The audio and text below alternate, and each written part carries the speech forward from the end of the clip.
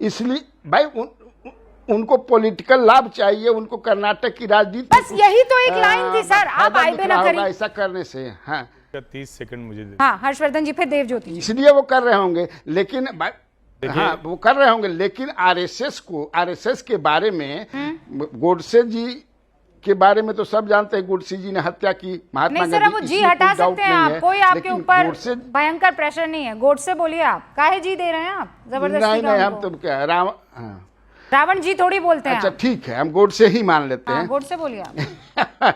तो ये हमको बताइए, ये कनेक्शन जो है आरएसएस से, कई लोगों ने ये आरोप लगाया, लेकिन ये मैं कहूंगा कि कोई उस तरह से कोई प्रूफ नहीं मिला कि नहीं इनका सही में आरएसएस का साथ वैसा कनेक्शन है। जैसे एमजे अकबर ने भी, आपको जमशेदपुर में जो राइट हुआ था उस पे किताब लिखी है एमजे अकबर साहब ने, उसमें भी उसका जिक्र है आरएसएस का। मैं आपको एक बात बताती, सुनिए। हाँ, आज सरदार वल्लभ भाई पटेल का जिक्र करते हुए खड़गे जी ने ये बात रखी है।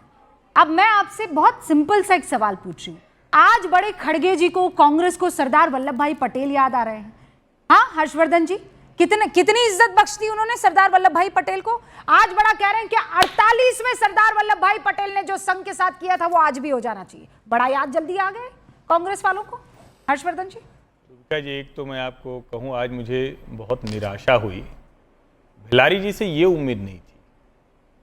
हम लोग राजनीतिक डिबेट करते हैं पत्रकार के तौर पर, बुद्धिजीवी के तौर पर, उसमें खूब जातिवादी बात करते हैं, खूब टिकट में पार्टियों का उसके बिना काम नहीं चलता है।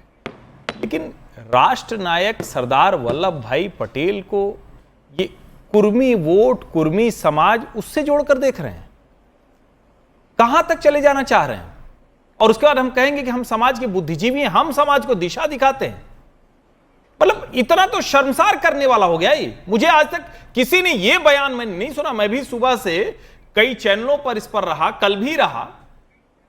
स्टैच्यू ऑफ यूनिटी पे डिबेट हो रही, वो सरदार जिसने देश की रियासतों को एक कर दिया, जिसके नाम से एकता अखंडता की बात की जाती है, उस पर एक पत्रकार बैठकर कह रहे हैं कि वो कुर्मी समाज के नेता है। नायक राष्ट्र के होते हैं, जातियों के नहीं होते। नेता लोग करें तो समझ में आता है, कोई दिक्कत नहीं, नेता आके कहे उसको मानना है। बहुत से लोग महाराणा प्रताप को वैसे देख, लेकिन देश राष्ट्र नायकों को उसी तरह से देखता है, अलग से नहीं देखता है। ओके कन्हैया जी, और हमें आपको तो बचना चाहिए इससे। Okay Kanhaiya ji 20 second. नहीं, सत्य देखिए, सत्य बात बड़ा कड़वा होता है, और मैं हकीकत बताता हूँ। सारे जातियों ने महापुरुषों को अपने खेमे में बांट लिया है।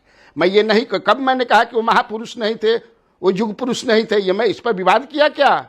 लेकिन ऐसा गंदा समाज हो गया है, सोच हो गया है। राजनीति, जात की राजनीति चुनाव में देखिए, जात ही पर पड़ता है। सोच बताइए, ईमानदारी से कहिए कि ये कहे कि जितने महापुरुष हैं जातियों ने बांट दिया है कि नहीं बांट दिया है। मैं आपको कुछ वर्षों पहले ले चलती हूँ सर, मैं कुछ वर्षों पहले ले चलती हूँ, और मुझे इस बात का कोई जवाब दे दे। देवज्योति जी, आप अब तक नहीं आए, आप अभी कांग्रेस के सहयोगी बने बैठे हैं, मुझे आप बता दीजिए, आप भी पॉलिटिकल साइंस के, इतिहास के रहे होंगे शिष्य, है ना, स्टूडेंट रहे होंगे।